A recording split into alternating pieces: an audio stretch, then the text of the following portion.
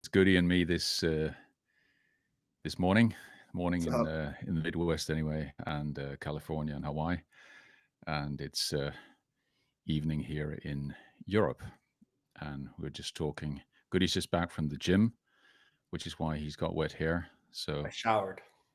he showered. Good It personal was a quick hygiene, shower though. I very got thick hair, so important. to be honest, there's probably still some stuff in my hair, but it's nothing to be concerned about. I actually haven't put any shampoo or anything in my hair in probably close to a year now. And what I do is like Yeah. every few days I'll put in like for most people that's suet, but I use like Hmm. something called butter, which is similar to cocoa butter, which is Yes. similar to suet. But Yes. it stays in your hair for days, and it's interesting because I have thick hair and, like, it'll feel soft, but if I walk outside on a hot day, it'll get, like, hard sometimes, which I'm like, "Oh, I got some good saturated fat in my hair." Yeah. So it kind of dries out or something. I don't know. Anyway, I I don't know don't have how that. it works. I have the same problem with very thick hair. No, I don't. So I don't really have too much hair. So I think there's something with hair and water and fat, and I don't really understand how it works, but like, the hair on your head, for example, like I have like a dry head most of the time. I just took a shower, but then how come when I walk out and it's cold outside, my hair gets really hot, but then when I'm back inside, it gets really soft. It doesn't feel, interesting. you know what I'm saying? Like, it's like, does the fatty acids like stay inside our skin, come out, and then go back in? I don't know. I don't know. High thoughts. Yeah, good question. It's a while since I really had hair. You got a So nice beard.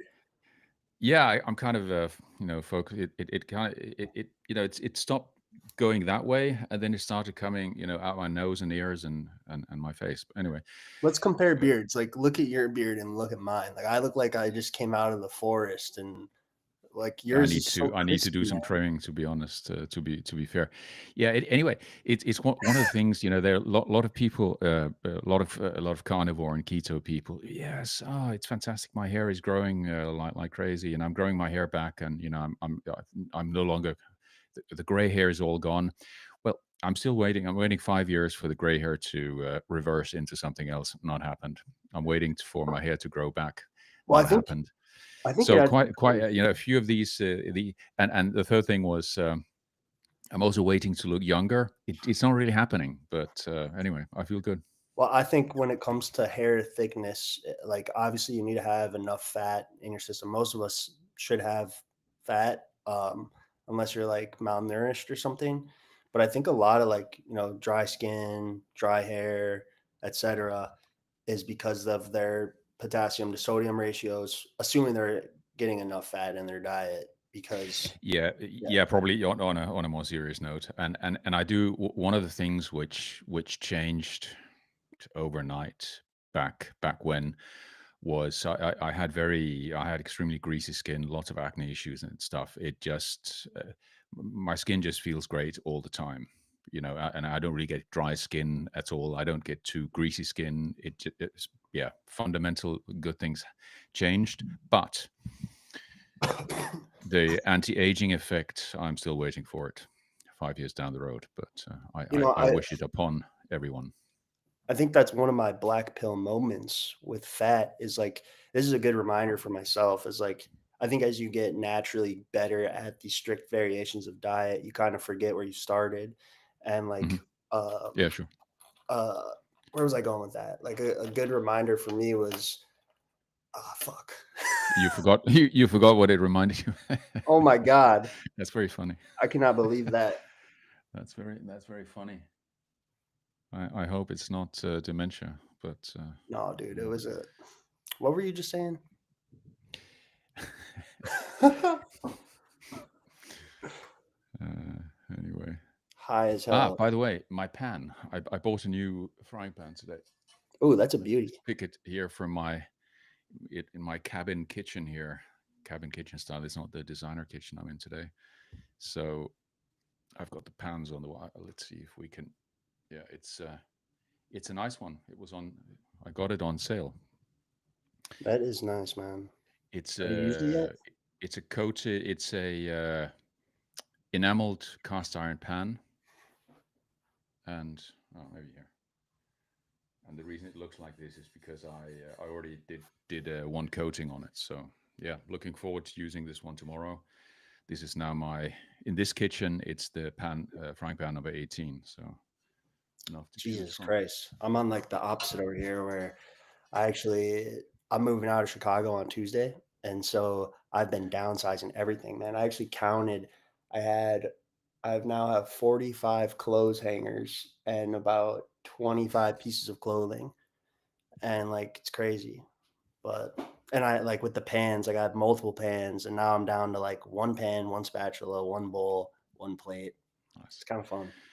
I'm assuming the kitchen you're moving to is equipped, so maybe My you don't parents' need. house. Yeah, Yes. exactly. Yeah, I didn't Career want to say. change. It's gonna be nice. The differentiator is like I'm actually a pretty messy cook. I think common Right. animal-based people, if you cook a lot of steaks or something, like you can have greasy It, stovetop. it gets greasy, yeah, and not just the stovetop because you have aerosols as well, so the whole place gets greasy. So yeah, Yeah, there's more exactly. more cleaning to do. With my parents, like in the past, I've been a little bit messy, so I think they just naturally expect me to be messier, and that's actually Maybe they was one of forgot. my motivations. I'm like, dude, you're moving home in a couple months. Like, if you want to be able to eat a lot of meat, you got to be able to cook it without pissing off the homeowners. And so that's actually partly what inspired me to like start cooking more stews. But yeah, but do they? Not that I want to pry, but if there's an outdoors, I'm assuming they live in a house and not in an apartment building. But They live in a if house, yes, yeah, exactly. So you could just grill your meat outside. Then you don't have zero exactly, grease inside, and you can do exactly. it all year round. It doesn't matter. It's actually the grill works even better in winter. Very So true. Very true. Eventually, when I can own my own property, I want to get a smoker as well. I think smoking's probably mhm. the best form of cooking food. Who is it that I follow? Yeah, There's someone I follow. I can't think of his name off the top, but he's always posting pictures of his food in the smoker. It's like, yes. oh my God, dude. And if you give me a second, I It's think not Joe. It's fucking. no. It's hold on. Let me see if he posted something in the last few minutes talking Mhm. about our friend in Florida, Lord. No, I think he's in Oh, Canada. oh, in Canada. Okay. Maybe.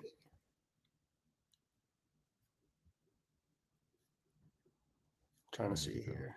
Anyway, Yeah, anyway. we'll have him momentarily. Yeah. Anyway, smoker is good, and I think kind of I'm using a I just use a standard Weber. I have all kinds of sizes of Weber grills, and it kind of you can kind of get an in between grilling and smoking if you use a Weber. So Yeah. you can kind My of use dad, it as like in a America, smoking convection oven. we have a electric and a charcoal grill and or sorry, a gas grill and a charcoal grill, and it's always the charcoal every time. But my dad is so much fucking pride in cooking. Every time that I Nice. go home, he says, "Oh," I'm like, "Yo, let me see how to grill," because I've only grilled like once in my life, and he'll be like, "Yeah, I'll show you how to Ah, grill," and he ends up yeah, just grab this for me, and I'm like, man. Give me the fucking spatula, man. yeah. It's not it's not it's a little bit different than using a frying pan, but it's not exactly difficult. No, So let me absolutely. just I just wanted to share the link if somebody wanted to join us. Let me just share the link here on in the um, in the chat. Just give me a second. It's Oh, by the way, yeah. Go ahead. Go I ahead. just remembered my thought. Go on. The remembering back and like just the black pill moment. Just to go back, you were talking about like people were like you used to have like a really oily and greasy face. You said right, Yes. and like myself when I was a sophomore in high school, so 15 years old, like years before I figured anything out, severe acne, greasy face.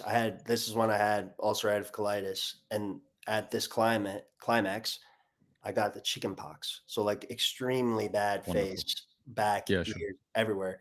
And Yeah. a black pill moment for me was like, a lot of people, they look at saturated fats and things like this, and they think like, well, if I consume a lot of fat, I might have a heart attack. Or if I put this shit on my face, I'm gonna break out in hives, or I'm gonna be really greasy or whatever. I can say that like I've done 1,000 calorie shots of suet tallow with Yes, you no have. adverse effects. And like you say, when you identify a good fat and you put it on your face, it absorbs into your skin versus something like petroleum jelly, which works as like an outer protective layer.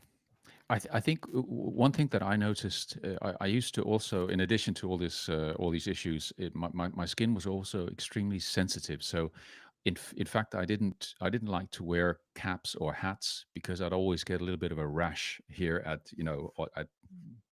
on my forehead where the hat is touching, and of course that sensitivity is gone as well. So just extremely sensitive skin. You couldn't put anything on it, and yeah, just horrible. So I used to be a massive hat guy. Like I went to a baseball game with the Montreal Expos hat with the green underbrim, and I got like some dude came up to me and was like, gave me a game ball, and he was like, "You have the coolest hat in the stadium."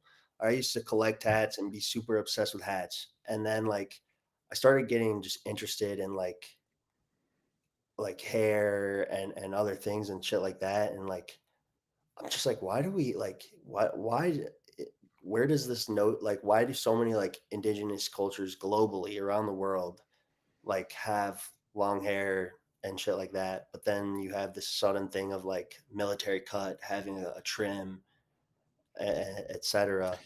yeah, Not from I, like I'm like you. guessing there are probably some practical reasons. Maybe I don't know. Maybe it's just aesthetics. Who knows? Why do we wear these kinds of clothes now, and we didn't wear these kind of clothes 300 years ago?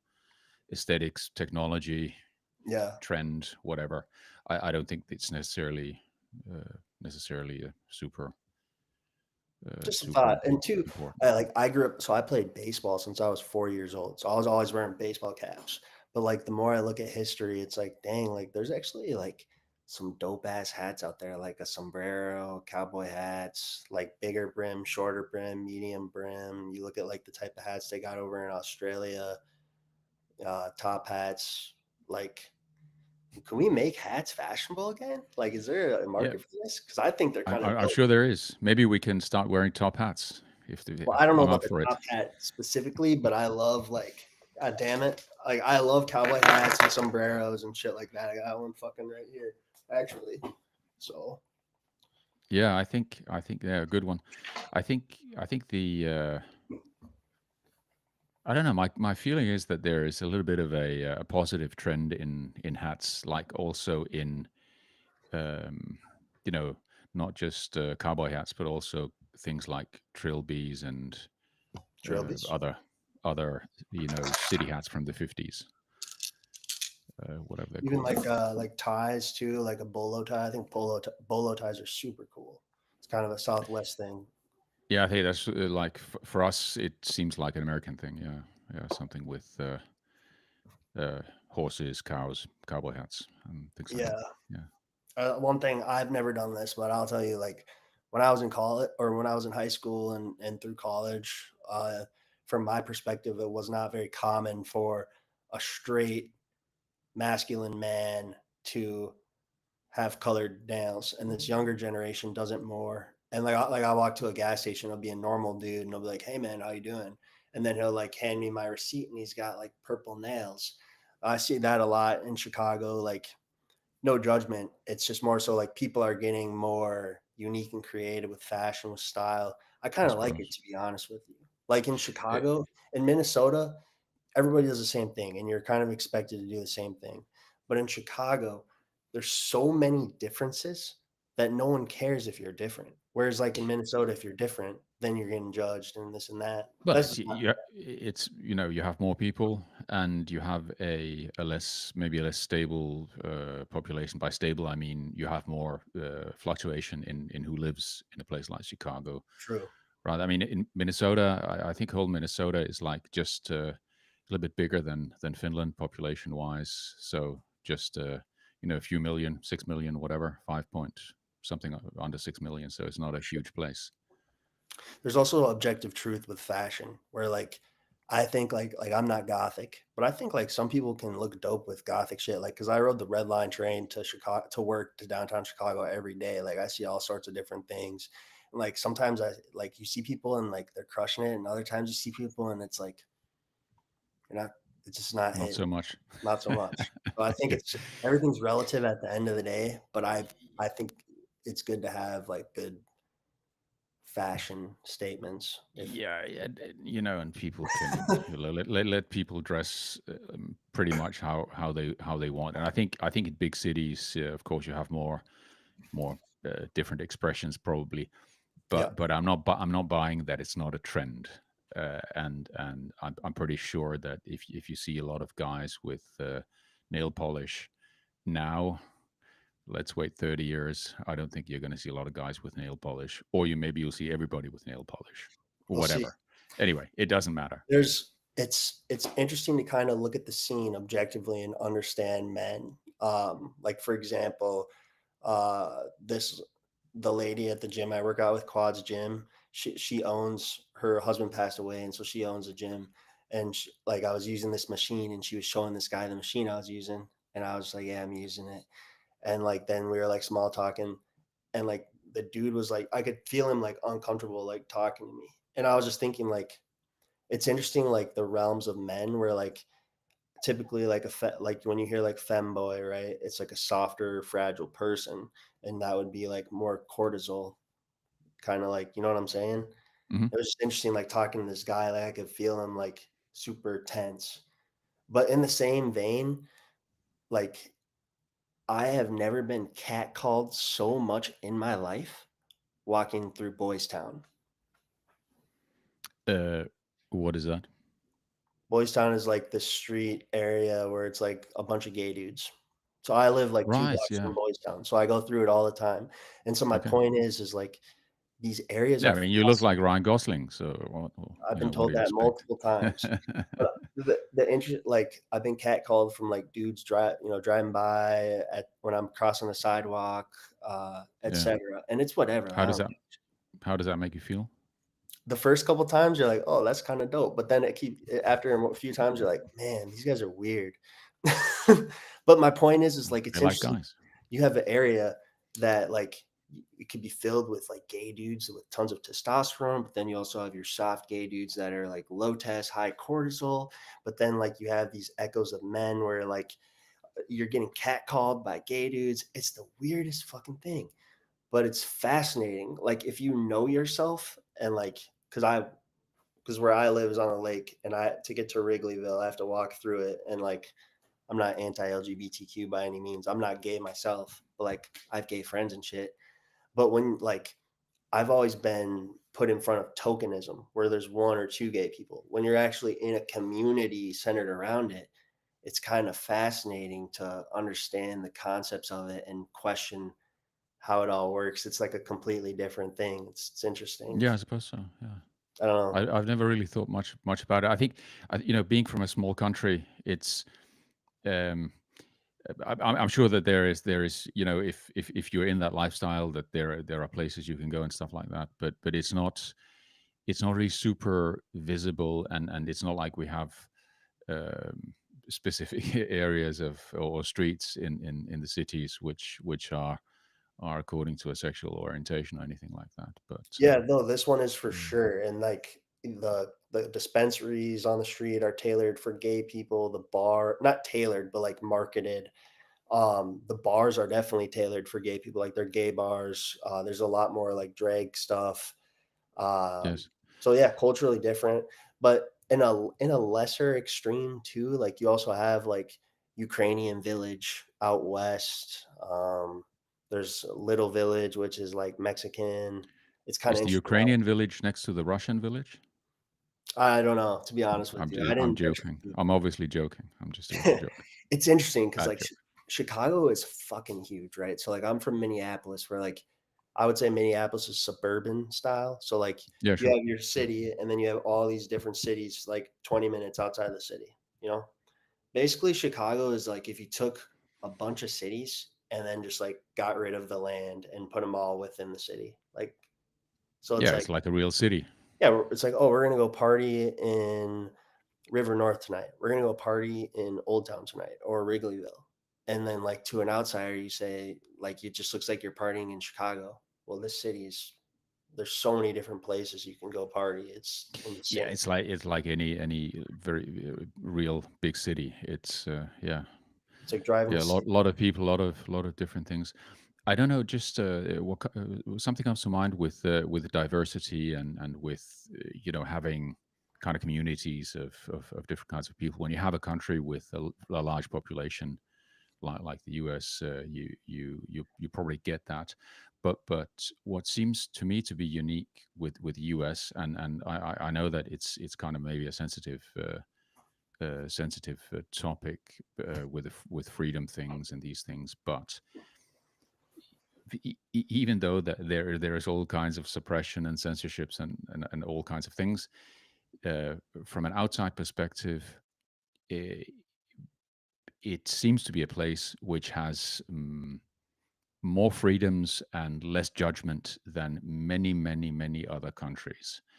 And to me, interestingly, The US. Jordan Peterson, who I think most people know Jordan Peterson from Canada, he's actually he's recently moved to the U.S. So he's emigrated from the U.S. to from the Canada to U.S.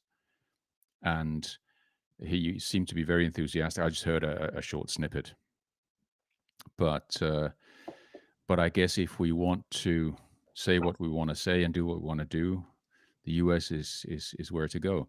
And I'm encouraged because he's about the same age as me. So I just need to publish a few very successful books, make some millions, and then I can buy a U.S. citizenship. Yeah, I hate to say it. No political opinion, but just reading the rhetoric of things like Elon, I've seen Elon Musk tweet that he wants to make it easier for Europe or like I think he said Europeans to get into America. Like the rules are very hard. And so if you're just looking at it objectively and potentially, him being friends with Trump, this if a window of that does open up now would technically be the time to do that. But Yeah, I let's see. Let's see. I think I might be outside don't know. Finland the seems both the age and qualification bracket for that, and yeah. I'm very happy where I am as well. So it's Right, not. right. Yeah, that was just digital Twitter talk, leave the Yeah, country. yeah. It's Don't not. like our president. I'm not going to be I'm not But going to be aspiring to move to the US anytime soon, unless there's a good reason for it. the But I think though, not like the what you're talking about, like there is a lot of freedoms here. There's also a lot of like rhetoric stealing. Like I think there's a lot of civil movements that start here and then, whoever is running these shows is like taking rhetoric narratives, make them bad. Like Black Lives Matter, for example, starts out grassroots and then it's like this big organization and same thing with every movement, every single movement, like the truckers in Canada, like that's conspiracy theory shit. But I think like you're right. America does have a lot of freedoms, and you can get whatever you want if you want, like to live in a city like Chicago or Minneapolis or a smaller area like Ames, Iowa. You know what I'm saying? Mhm. Um, and I think it comes down to this concept of Jacobism. Have you ever heard of that? No. It stems from the Revolutionary War. It's like this. It's most or the French Revolution. So it's like this movement of. Let me see. The term Jacobinism. Uh, this is way more vague than I thought. I'll just put it in my own words. Basically, it was like replacing. Was it feudalism? Is that what or monarchies? Like places ran by faiths with more like freedoms. Essentially, is how my gist of it. Ah, yeah. Sorry, I know it by a slightly other name. Of course, it didn't ring a bell in English, but yeah, yeah, yeah. I So just like looked we're it up, but I found it is so officially known as the Society of Friends of the Constitution, instrumental in it's all advancing weird. the Republican ideals and abolition of the monarchy. Yeah, Like for sounds like my example, kind of thing. I'm for well, that.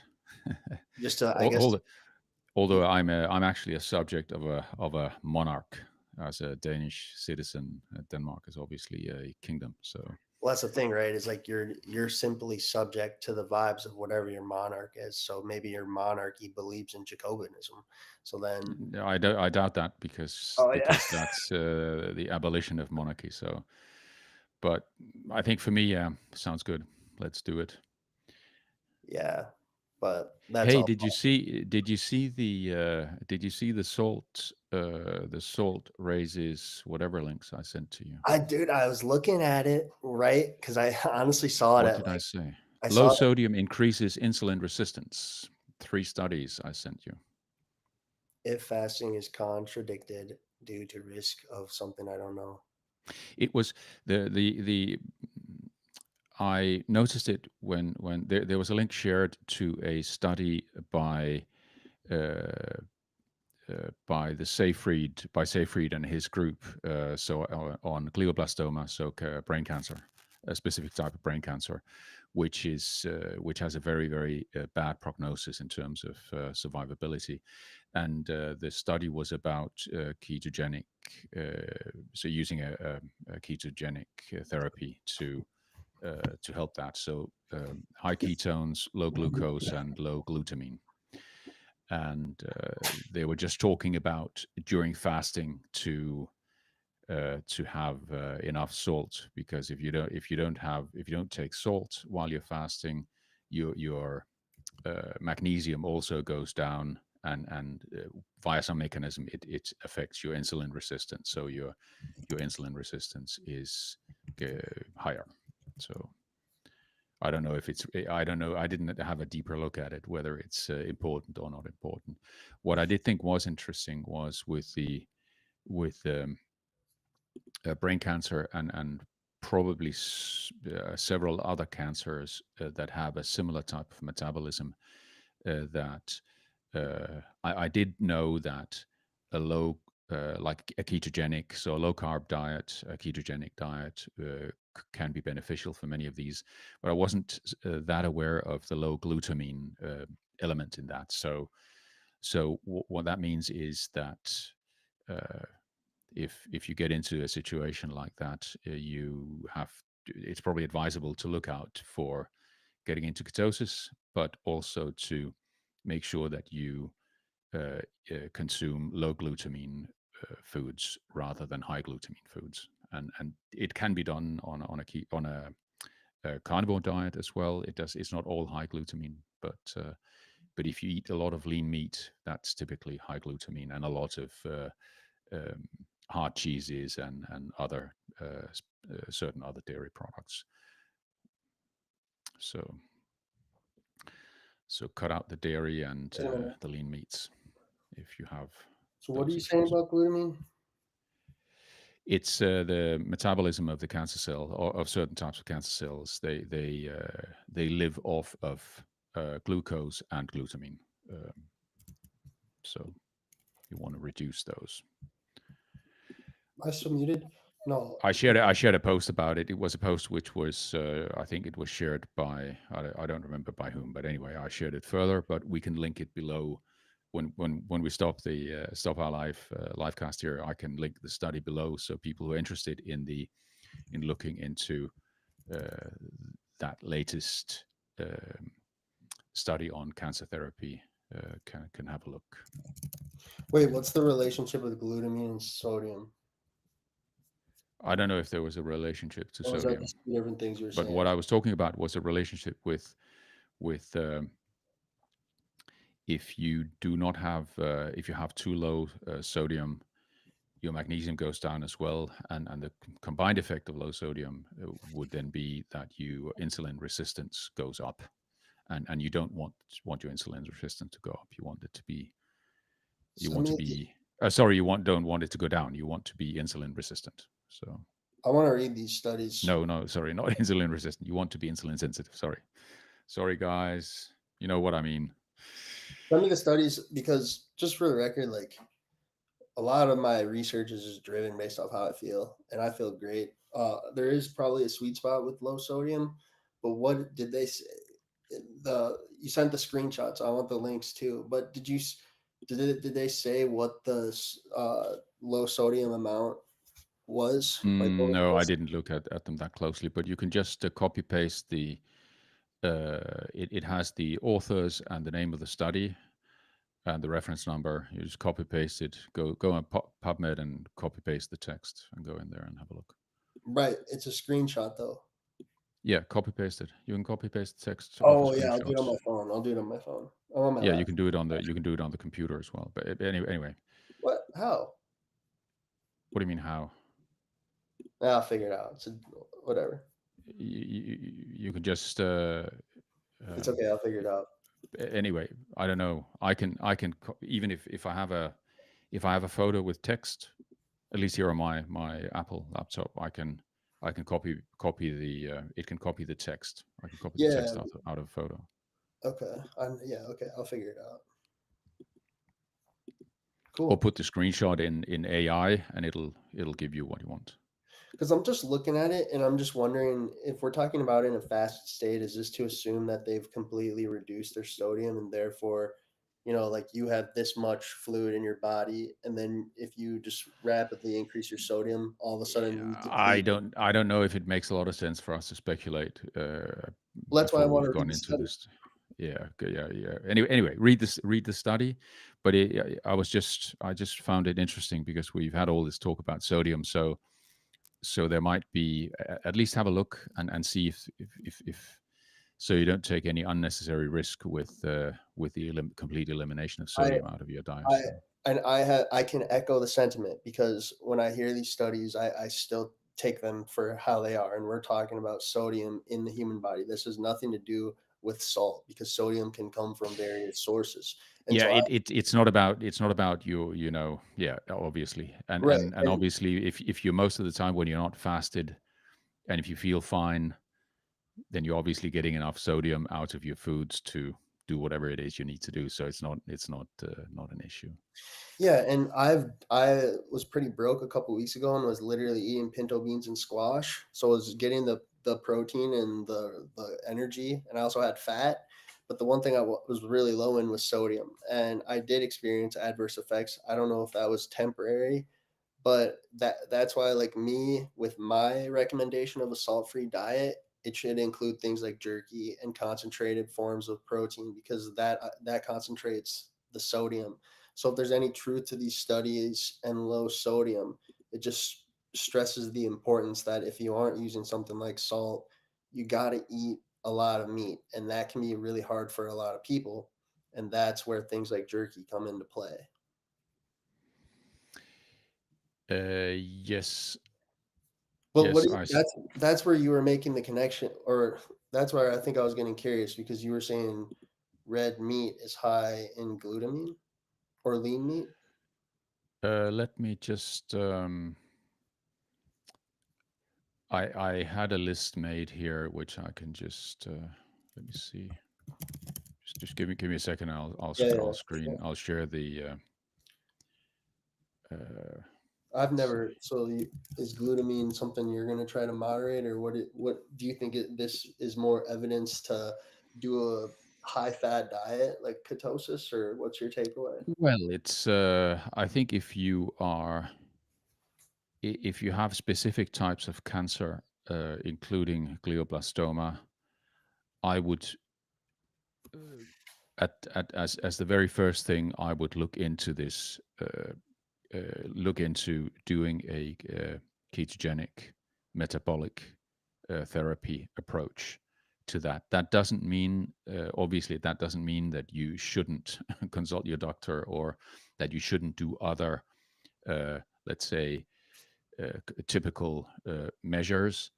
But my understanding was that glioblastoma and certain other cancers as well, they are. It's very very difficult to get the cancer stem cells out by chemotherapy or radiation therapy or by bulk reduction, which is what they call it when you remove some of the tumor, and therefore this type of therapy is can be very effective and maybe recommended. I definitely look into it.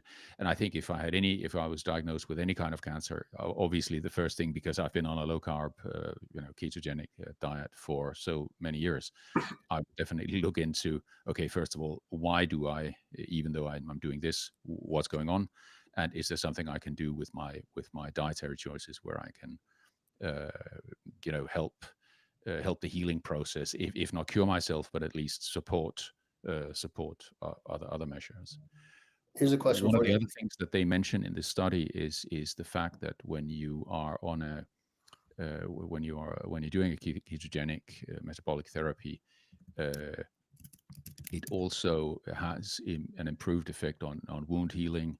So faster, better wound healing from your bulk reduction measures, as well as it's very anti-inflammatory. As we know, your CRP goes down to almost nothing when you are in ketosis. So a number of other benefits as well. But Let me so just see. would you suggest that, like, if you're in a Share very, screen. if you're in a bad state and like something like ketosis would be beneficial for you, are you saying that like a ketogenic diet that's like, we'll just say, optimizes sodium and is low in glutamine is a very good approach? Yes, that seems to be it's something to look into. I think is as far as as far as I would go. So Where the hell can I find this thing? so then would you just eat like copious amounts of butter or tallow, or like, what would be like a the most optimal if you wanted to reduce red meat and you wanted to reduce dairy? Would you have to eat more tallow, more butter? Is that kind of what you're saying? Less protein? Uh, at least less lean protein. Am I? Can you see what I'm sharing, or no? No. Is anything showing up? Maybe it's on. Let's see. Entire screen. Oh, here we go. Sorry for this odd way of sharing, but the screenshot I made is I difficult to can see share it. otherwise. Can you see it now? Yeah. Yeah. So it says high glutamine foods to avoid. So animal foods, lean meats, organ meats, hard cheeses, cottage cheese, Greek yogurt, whey protein, casein protein, So basically and all. protein. It's a protein. Well, it lives in the lean protein.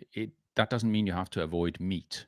So ribeyes, chicken. If you look, it specifies it pretty clearly here. So sirloin.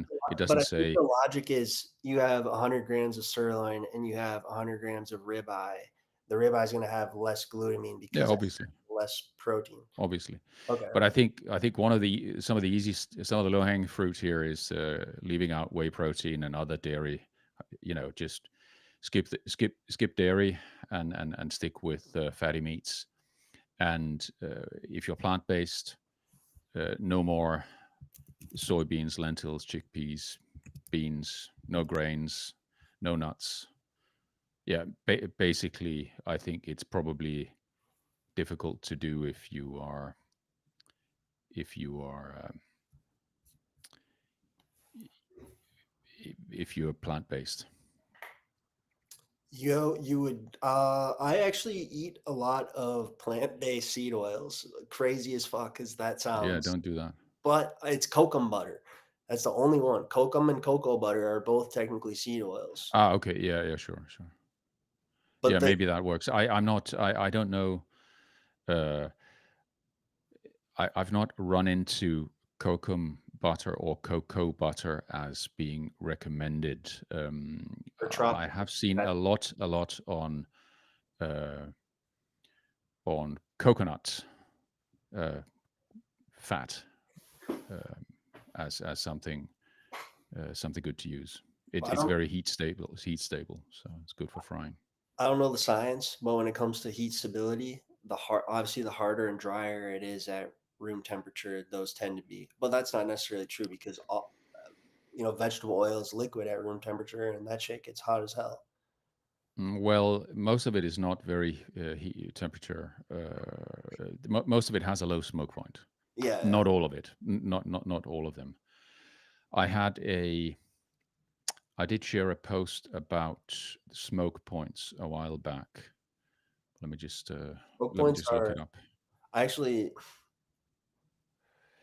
yeah. You don't want them to be Uh, too low. So like butter, you have to almost keep the like temperature low and really saute or shallow fry something for a long time. Whereas like tallow, you can hit a sweet spot, but like as long as the smoke point is at a temperature that's gonna like thoroughly cook your food, it's not really super advantageous to be super high smoke point. That just means that to get to this crisp level, you have to cook, you have to set it at this temperature, which is like it's not always more optimal well, for cooking this purposes. y- yeah, I wouldn't use. I just use ghee or tallow for if I want to do something, fry something in a skillet. I'd use ghee or tallow. I wouldn't use any of the plant oils. They're My not. rule of thirds is you want the firmest thing at room temperature. And then what you'll realize is the firmest types of fats that you use, you can reuse and reuse. But over time, as you reuse them, it becomes softer and softer and softer until it's completely liquidized. And so I think that when it's in this firm state, that's the best kind of fat that or the most Yeah, effective. there might be some kind of correlation, but I don't think ghee is definitely much softer at room temperature than tallow, and it has a higher smoke point. Ghee and But tallow but are similar. but that being said, I would not recommend using your fat over and over, and I don't. I use it once and that's it, Well, Mark, because it oxidizes. It oxidizes, and you will get some uh, burnt product somehow out of it, and which is not necessarily healthy. So if you want to maximize the health, uh, or the minimize the unhealthy parts of it, but use the it thing once is, and goodbye.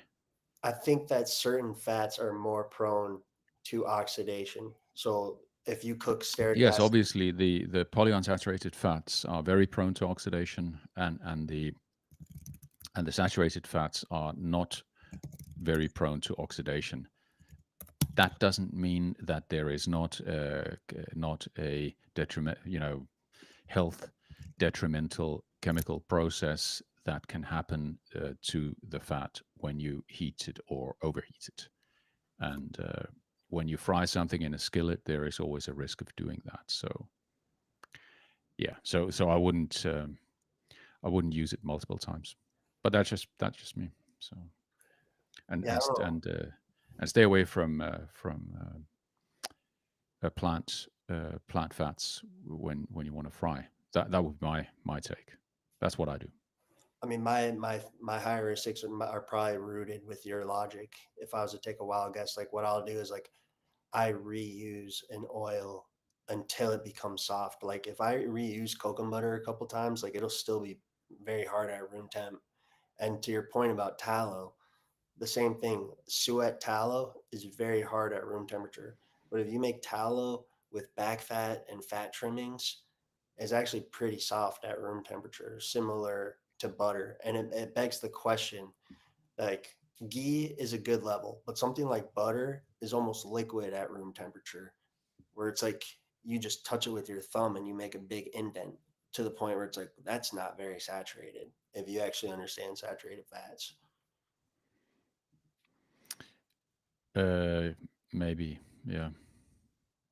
But ghee seems to stay like pretty decent compared to butter, wouldn't you say? Well, I don't know. You're in Europe, so you might get better butter. Well, ghee is just clarified butter. I- you can make it yourself if you want.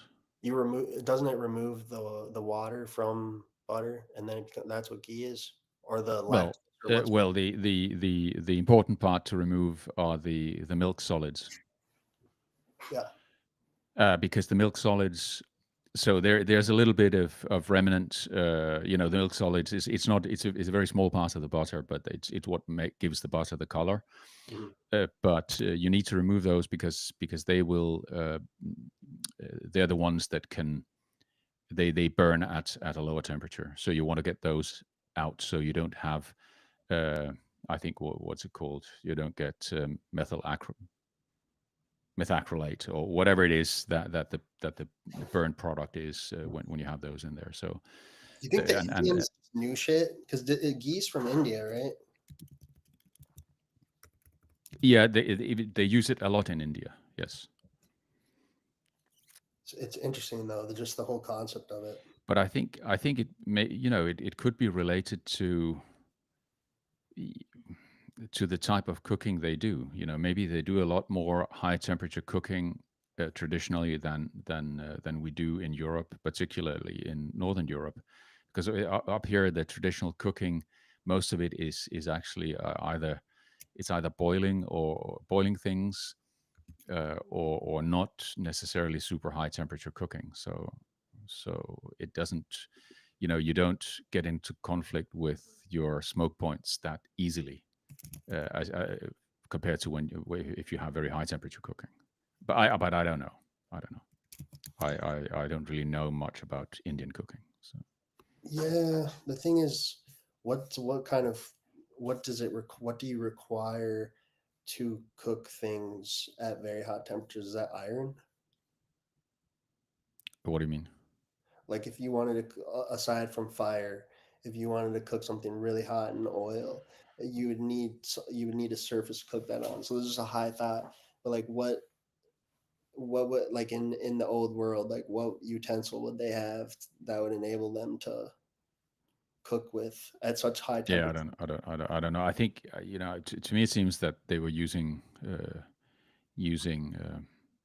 some types of ovens. I think the tandoor Oh, is a typical true. one used in Indian cooking, at least for some of the carbohydrates stuff. So 5,000 years non ago. bread. I think anyway. Anyone from India or who knows better than me, just give us a comment on that. I'm not a. I've actually never cooked anything Indian, although I've cooked a lot. But Says the tandoor oven originated in the Indus Valley of India 5,000 years ago. You ever had tandoori yeah, chicken? so Holy shit, is it good? Or tandoor lamb? Have you ever had tandoor lamb? I've had pretty much everything. Yes, Yeah, you're pretty good. So, what's like the best? You've traveled to many places. You've been in the States, Japan, India. What's the best cuisine you've ever had? Middle Eastern. No shit. Yeah, no doubt. For my palate, I like everything. So I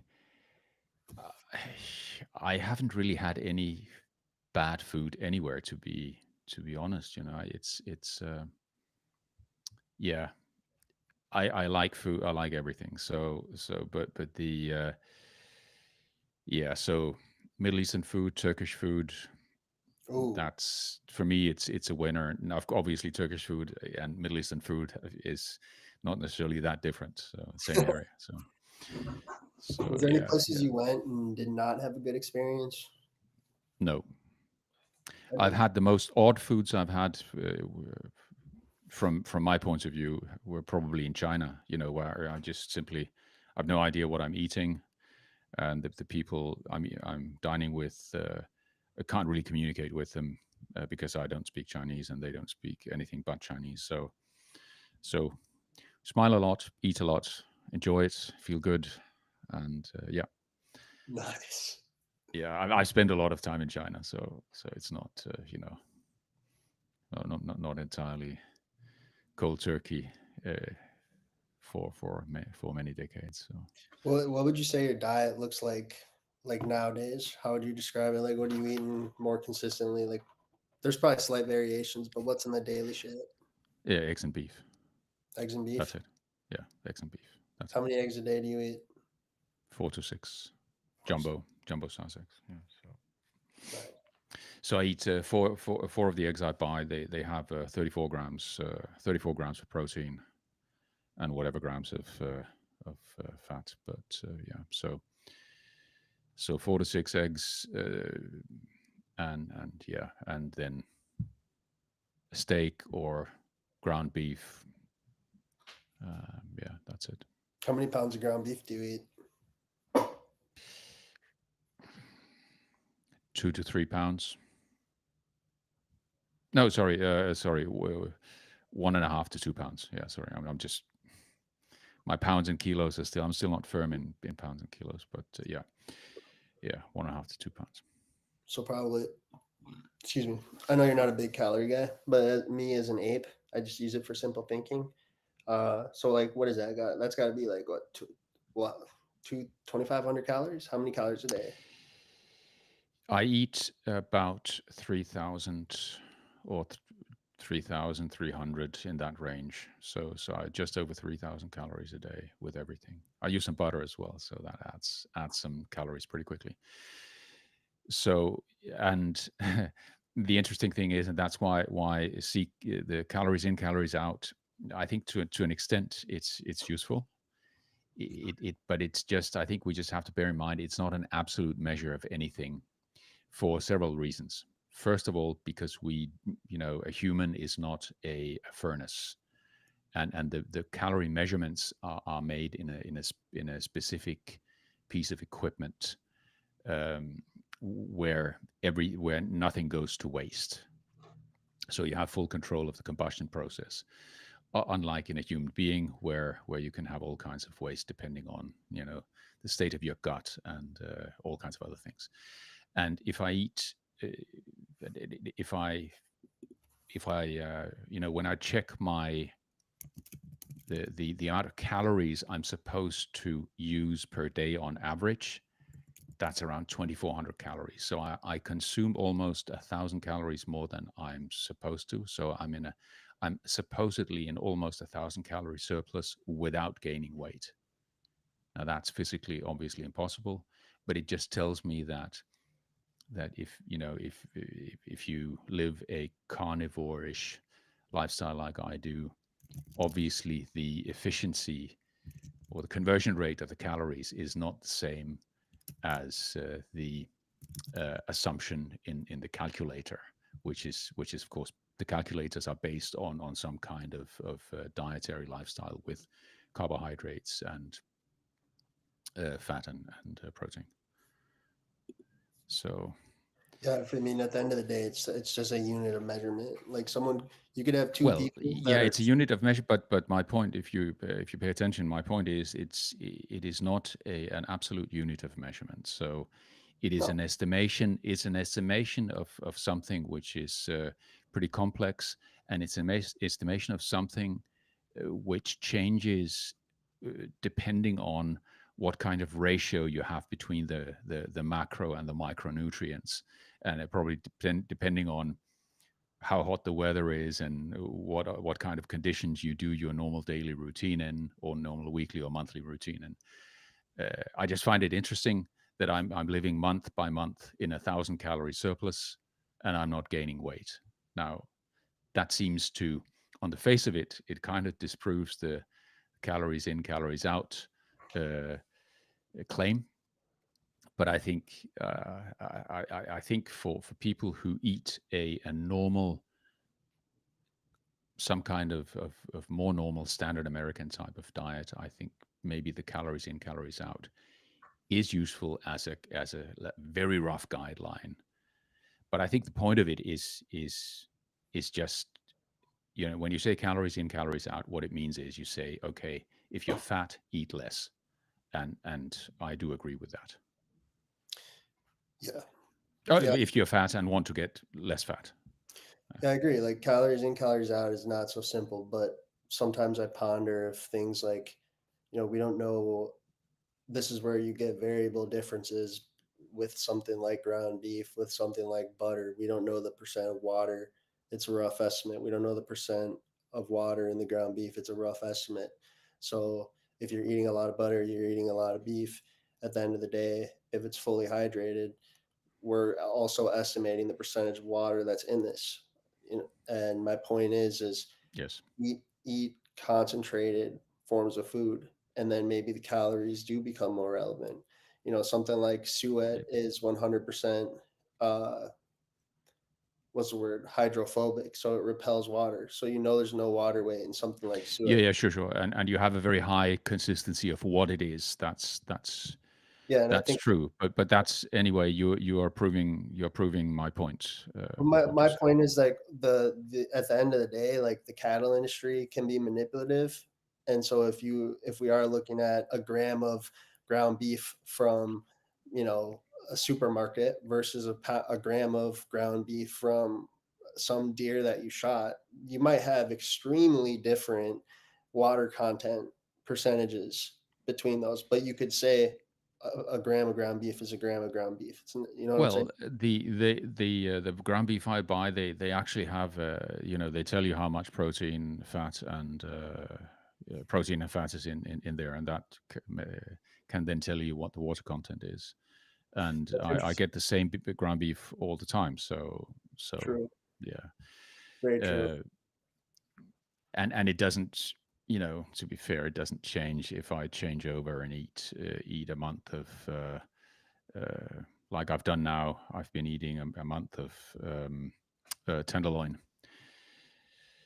Uh, so it Yeah, gives me the same result as the ground beef, and it has roughly the same protein content.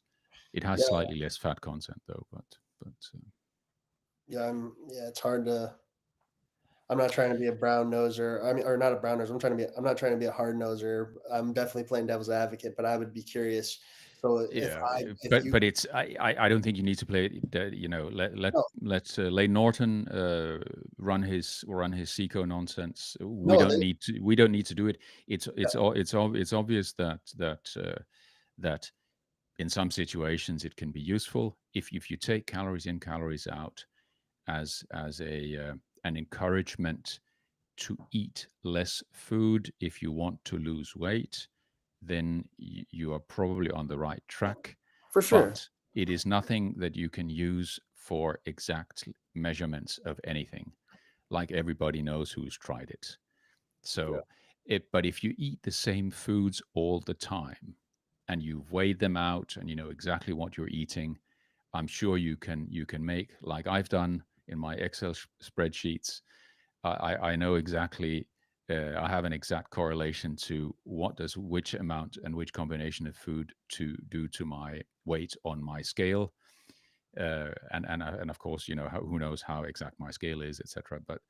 But for practical purposes, yeah, you can use kind of a calories in, calories out. But then in that case, if you're a carnivore or if you eat a very low carb diet, you can't use the calculators which tell you what is your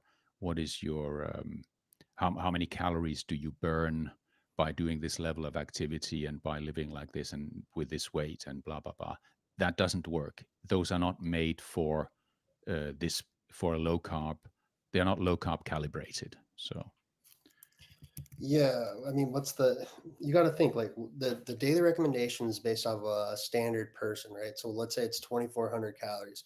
So then you can just simply think that if you're very physically active, you're going to need more than 2,400 calories. So ballpark estimate, you could say 3,000 if you can assume that you're burning at least 600 calories a day on a tough workout.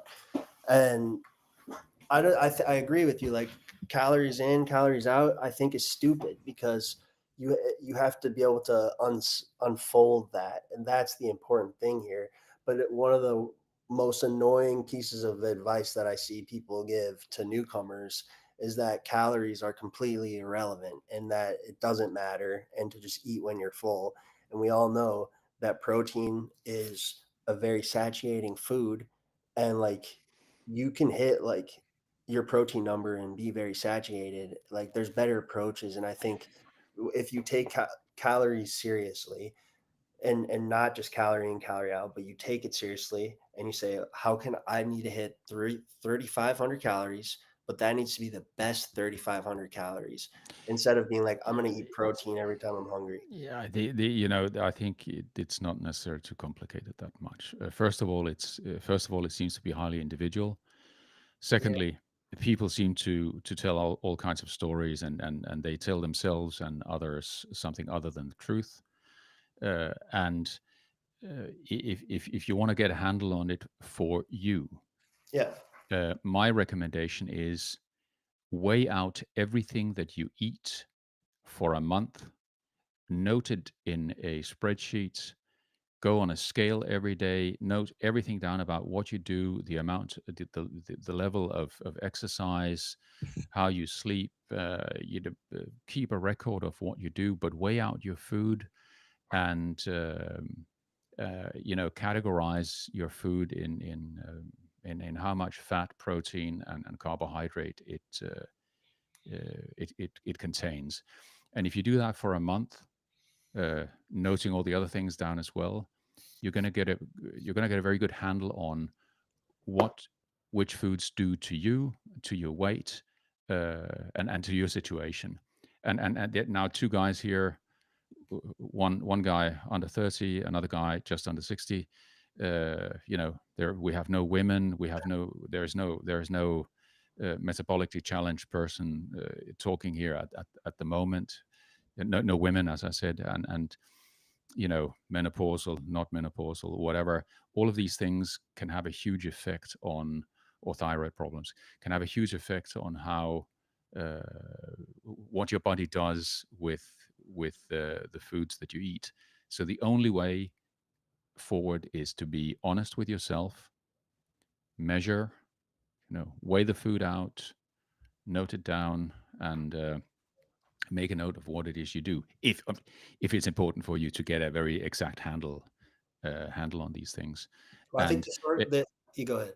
yeah, go ahead. No, no, sorry, I'm ranting enough here. I think where like the way it seems to me is like what you're saying, I think is great advice for beginners specifically. Like if you're trying to get in, you should maybe like take calories with a loose concept, like big net, cast a big net and like just go off the macros, this much fat, this much protein.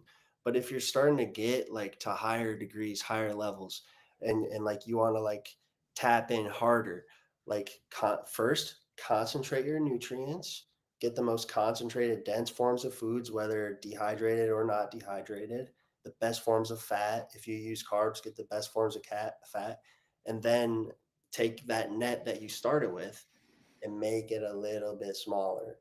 Sure, why not? But it requires that you do what I said before, Yeah. because So yeah, otherwise you're not going to know what which foods do to you, and you're not going to have the awareness of what. Because one thing very is what it does to you and to me, but that doesn't mean that it does the same to somebody else. yeah, And it's incredibly it's incredibly simple, but mm, also incredibly complicated. The complicated part is the stuff that we can't uh, touch or see. We can just see the results of it if we do certain things consistently for a while. We can see that we're losing weight, we're gaining muscle, we getting leaner, we look different. But uh, but the metabolic differences that we have, even in a healthy state, people have a different, maybe have slightly different absorption rates of whatever.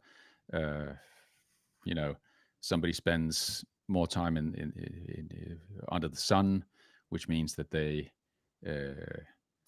they use more energy, and somebody does something else. exactly. You have to look at it. You have to individualize it for yourself, and I think although you can get support, advice, and help. And by the way, we're very happy to support and help anyone who wants our support and help and guidance. At the end of the day, it's up to you. You have to want it enough With to diet. get into it enough to understand what goes on with which foods, which amount of exercise, which amount of whatever behaviors. What is the connection between your behaviors and the outcomes? and only you can control that. Yeah. That's the beauty of bro science is that Yes. as you uh you know this we learned this in ninth grade biology class. You're doing an experiment, starts with the hypothesis, your independent variables, dependent variables, and control variables.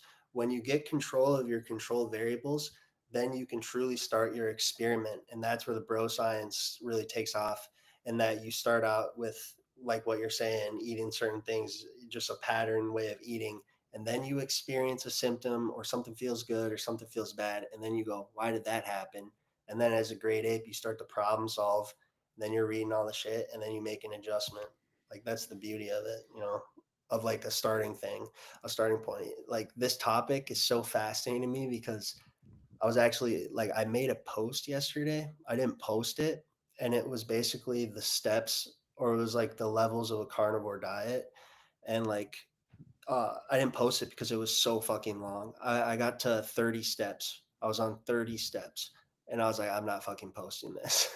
So like, the starting point of someone versus someone that's maybe been in like a low carb familiarity for the last 6 years is is a very big gap. However, that gap can be captured very quickly thanks to things like the internet. Sure. And of course, if you're starting out, typically, maybe not people in your age, but typically people at my age, when they start, they are not in good condition. They're not in good health. They are typically overweight and have a serious series of other uh, problems, illnesses, and and I think when starting out, it's obviously very very different. But the good thing is that when you start, you have very typically very rapid positive effects. And if you've been doing it for many years or several years, obviously there are not many surprises, and the change, if you're then already healthy and lean. Of course, the question is why would you want to change anything? But of course we like to do our experimentations and stuff. So That's where you the can IBS comes do in. that. Yeah. Yeah, For sure, sure. And I think let's say we get it in our heads. One could get in one's head that, okay, I want to do an endurance race. I want to endurance cycle, or I want to run 150 miles in a 150-mile race or whatever. You might get that into your head and you've never done it before. That for sure requires some attention to the nutrition side as well, which makes it interesting and challenging. That's the huge red pill with dieting, is like, you say it yourself, you've done like 100-mile biking. I've done ultra marathons, lifting. The greatest race is the race of life. Like, we're basically spending our whole lives to be the best version of ourselves. And at the forefront of that is diet. And like, to have a 100%. perfect diet is extremely hard to execute. And that's what we It's strive for. it's it's very hard because we have, we're also, there are many reasons for that, but I think one of the bigger reasons is, to me, social pressure, various kinds of social pressure, not the least of which is advertising and Tons of pressure. marketing messages, and advertising and marketing messages which affect not only us but the people that we spend time with. Mm, it affects what gets on the table, at least when it's not under our control, and so it can be, I think, it can be very challenging. But it's both challenging and easy as well, because at the end of the day, I mean, who the hell are you fooling? Don't come and tell me you can't not eat something, or stop, that you can't stop drinking something and keep yourself away from it. I know everything about feeling a craving, uh, and how nice it feels to drink the first glass of wine or whiskey or whatever. Yeah. Uh, I know everything about that a lot and well, but let's get real. You have to be honest to yourself. It doesn't, you don't, whatever you are to others, who cares? Be honest to yourself, and then do what you need to do, or just, or don't, but then don't complain. And I'm gonna shout out salt free is crazy for cravings in my experience. Just to plug that one. Yeah, yeah. Interesting. Because for some Interesting. people, like for me, I could not get over the craving hump. I could not do it. Like even on zero carb, like when I was using a bunch of salt, like I always had cravings for chicken wings, anything salty. When I removed it and got over it, like the cravings concept makes like a lot more sense for me. Where like I Hmm. agree, people like need to be able to fight their cravings, but having been someone that dealt with it and being where I am now, it's like it's weird because like I understand like your cravings are very real, but there is a Oh yeah. solution. There is a solution though. Yeah, yeah, and I and it's a very very very good point, and those things are also seem to be highly individual, and Yes, and when you make the decision that you want to have a healthy life and live a good life, when you make that decision, it means that you also make the decision to figure out how to handle your cravings and how to keep yourself where you want to be. Nobody else cares. No, yeah, no, I think probably society, obviously our politicians and the companies who run most things and affect most things want us to be to eat all the crap and do all the stupid shit that they advertise. there's that. So yeah, and so it's up to each of us to find Everybody, out how we can do what we need to do, not just what we want to do in the moment. yeah. My one more thought, and then we could probably wrap up. And Sure. I was listening to not to get too political again, but I was listening to Bernie Sanders because they were interrogating the FDI, Bernie. the FDA guy. I can't think of his name, head of the FDA, and his buddy, and like very powerful conversation. People should go listen to that because the questions are good. And the one thing I want to say is like you're gonna hear Bernie and he says like there's been science saying that like excessive sugar, processed food, saturated fat has been shown to have harms. Just my point is like he's on the right side of the fight, I think, with what he's saying. And like just with people like Trump, people like Bernie, you can't really expect them to be nutritional experts. But look at the overarching theme, because at the end of the day, he's interrogating the head of the FDA for very reasonable things. It's worth checking out. Yeah, sure. And yeah, I don't know. Let's. I think I have all kinds of expectations and hopes and all kinds of things. And We have to but have I high don't really. expectations. Let's see what they really do, and then let's hope for the best. But there's not really the only thing I think we can do and should do, which I've been talking a lot about this week, and I'm going to continue to talk about it, is to take at least take some action in terms of being a little bit activist to stop complete nonsense happening. Ask companies questions like this, the Bover stuff that we're going to talk about it again on Tuesday with a couple of experts and which we'll publish shortly thereafter as a podcast. But with the like with things with Bover, there's been tremendous pressure put on a few companies here in Europe. Millions of people have sent emails, called, asked questions, and it has had an immediate effect in several countries.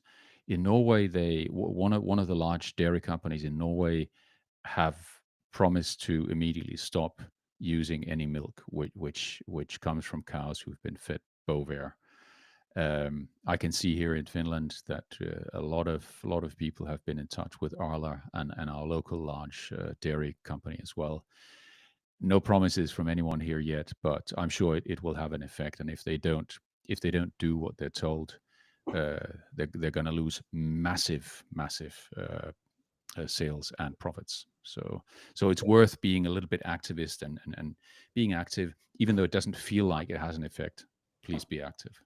Yeah, and one more thing with that too is there's so many things. It's an umbrella of problems going on. Like if you're looking for a simple thing to do for a 2025 New Year's resolution, if you haven't done this already, is befriend a farmer, find someone in your region or Yeah, area that you can pick up food from, and then just excellent ask, advice. be like, Yeah, what's the yeah, state of the yeah. industry, and then you'll know where to think.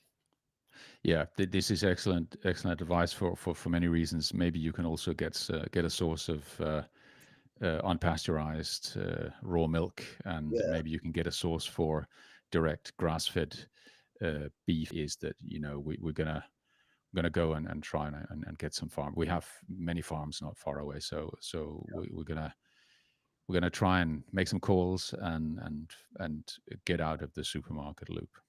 I got a car waiting for me in Minnesota. That I'm gonna do the same thing, So shoot the shit with the farmer and give him some sugar cookies on the holidays. Let's get it. Yes. Okay. Anyway, good to talk. Nice talk as usual. And I think I just wanted to say to if we have anyone listening, I've shared a link a few times, and I can understand that people maybe don't want to join us here. I don't know if the link works, but there is a link we share Huh. here from Riverside, which should allow uh, people who have the link to join the video conversation here. And we're going to keep I'm going to keep sharing it when we have our live streams, whether short or long. So Yeah. feel free to join. It's not, nothing bad's going to happen. So Yeah, seriously. Pull up. Pull up. Next person to pull up, like I'm just gonna ask you a bunch of questions. Like, what's your yeah, diet? friendly questions. You know? And soon we'll have our hero hats, and then we can give out some hero hats to the first ones to join our live conversations. As you can see, I don't have my hero hat yet, but soon It's a good idea. soon we'll have it. We should do that. Like if we're just talking and someone joins, we'd be like, all right, quick Q&A. Why did you join? It will always be number one question. Yeah, maybe. Well, maybe they join. They join and give us a comment. Anyway, no pressure. Feel free to join in a relaxed way. Yeah, for sure. All right, all right, guys. Oh, yeah, Take yeah, take care and see you soon. for sure. Peace, guys. So.